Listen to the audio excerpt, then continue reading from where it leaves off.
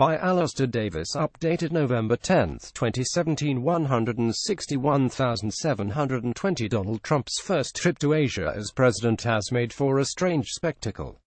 In Seoul, Trump praised South Korea's ancient modern wonders, and in Tokyo, during a round of golf with Mr. Trump, Japanese Prime Minister Shinzo Abe fell into a bunker. But Mr. Trump has avoided the hazard so far. He is at the centerpiece of his trip, the state visit plus to China. Mr. Trump will push Xi Jinping for trade concessions and assistance in squeezing North Korea. Australia will be watching closely. Keeping the US engaged in Asia is a priority. But Malcolm Turnbull has already signaled that a more assertive Australia policy towards Asia is in the making. Those worried about Mr. Trump's isolationist streak should be happy that he is coming to Asia at all. This is a president who was homesick when he moved to Washington. U.S. diplomacy in Asia requires presidential attention. It is essential to show up. The stakes are high, but the expectations are low. Mr. Trump's gaffes and lack of interest in policy have been normalized, so if he gets through the trip without causing a major diplomatic incident, it will look like a success. China and the U.S. on even ground.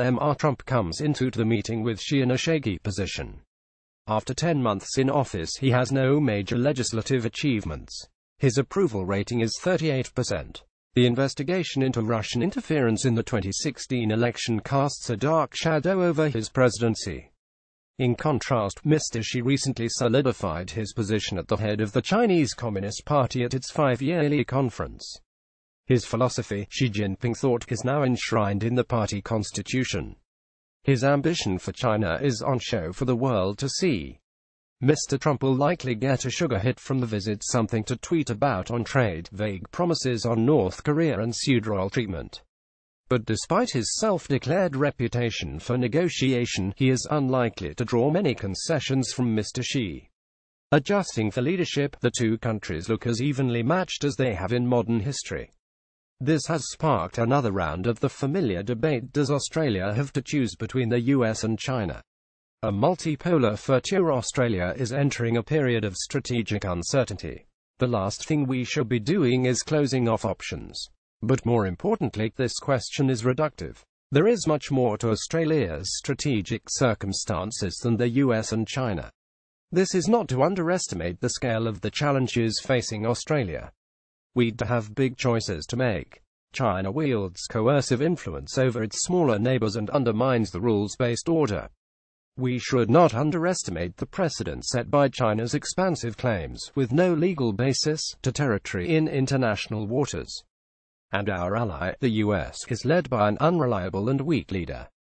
Accounts of inevitable American decline are often exaggerated, but the country faces serious problems. Its politics are bordering on dysfunctional. Its soft power has taken a hit. It has been at war in the Middle East for 16 years. But our region is not becoming bipolar, it is becoming multipolar. Other Asian countries are preparing to play bigger roles. The choice trope should gather a sign the government is adjusting to this multipolar landscape.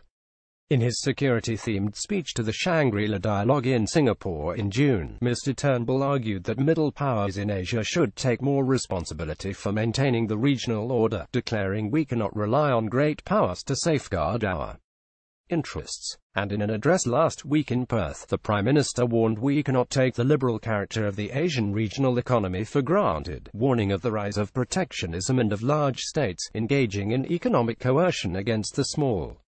But the question is how to accomplish these ambitions. We should start by doing away with the choice trope that has outsized influence in our foreign policy debate. The US alliance is in good shape, if you consider the gravity of concerns over Mr. Trump's foreign policy during the 2016 election or his infamous phone call with Mr. Turnbull in February. Look to other countries. The real growth area for Australia lies in relations with other Asian states. On the security side, a bipartisan consensus is emerging over Australia's participation in the quadrilateral security dialogue with India, Japan and the United States. The rhetorical groundwork has been laid. Expect to hear the phrase Indo-Pacific regularly in future. The challenge is to do this without China viewing it as containment.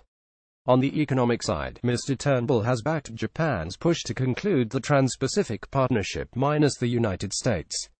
Progress on this at the sidelines of the APEC summit in Vietnam is of strategic importance. Australia faces more hazards than before. Mr. Trump and Mr. Xi will not be around forever, but they should both serve as a wake-up call to Australia. Alistair Davis is a research associate at the Lovier Institute. Topics: World politics, government and politics, federal government, international aid and trade, Donald Trump, Turnbull Malcolm, Foreign Affairs, Australia, China, Vietnam. First posted November 10, 2017. 061321.